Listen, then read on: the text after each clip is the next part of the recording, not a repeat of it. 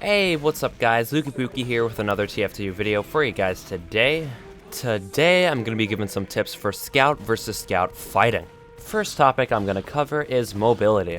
While fighting another scout, not only your aim, but your movement is an extremely important factor. When engaging a scout at close distance, you do not want to jump often. While fighting something like a soldier, you want to jump around to make yourself harder to hit.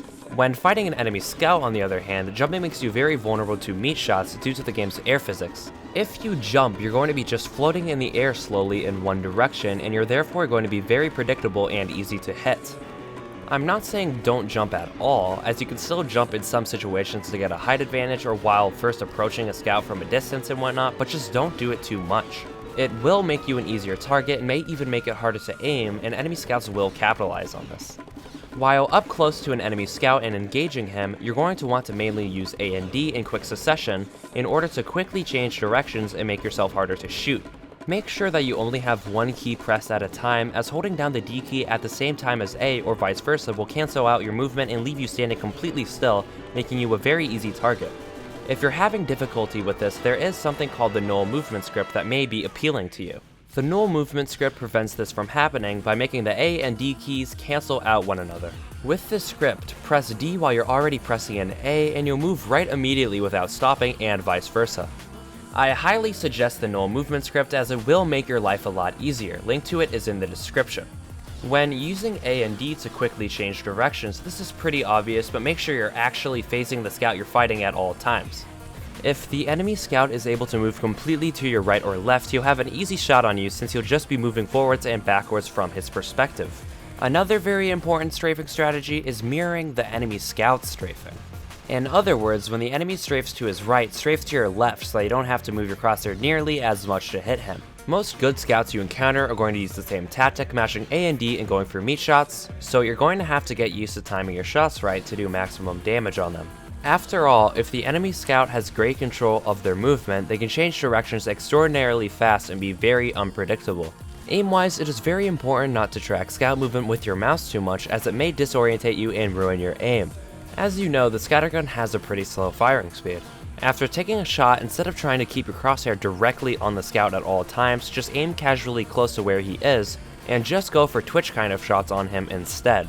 Next time you watch someone like Banny play, watch their aim and you'll most likely notice them doing just this.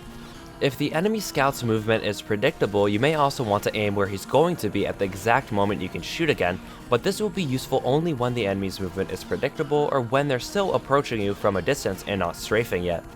Instead, you're usually best off going for little twitch shots, aiming between shots only in close vicinity to where the scout is while not tracking him. And to avoid any confusion, when I'm using the term track, I'm referring to trying to aim your crosshair directly on the target at all times. If the scout's movement is good, this is just simply impossible to effectively do. If your little twitch shots are off, you can mess around with your sensitivity to find what works best for you. Now, when it comes to the actual process of shooting your scattergun, get used to its firing speed so you can always shoot the second it's possible to do so. If you run out of scattergun shots, you're going to want to use your pistol only if the enemy scout is on low enough health to take him out quickly. If the scout is still close to full health, it may be more timely to instead just reload a shell into your scattergun. With the pistol, you're going to have to actually track the enemy's movement because unlike the scattergun, it has a fast SMG-like firing speed with each shot doing small damage. This can be quite hard to do when a scout has great movement, so only resort to the pistol as a last resort when both you're out of scattergun shots and the enemy has low health. And of course, you're never going to want to use your melee weapon, as getting in range with it makes you super vulnerable to meat shots and it does really weak damage. Only use it to be humorous or to troll, not in a serious setting. Alright, so settings wise, things like 4x3 resolution and disabled view models may help you, but they're not 100% necessary, they're more so personal preference. While these things may help you personally, there's no script or option in the settings that is going to make you better at the game. Disabling view models, or at the very least enabling mid-mode view models in advanced options like I have, does allow you to see more of your screen, but it's all up to your own personal preference. For practice, I don't think there's anything better than MGE, as it allows you to 1v1 other scouts. I don't know what else you'd want. If you have a really good game with a random who you think is around the same skill level as you, ask if you can add them and practice with them again, and you can both help each other out and get better together. And remember what they say, playing against players who are better than you helps you gradually get better, so do not become discouraged if you're new and get destroyed your first games.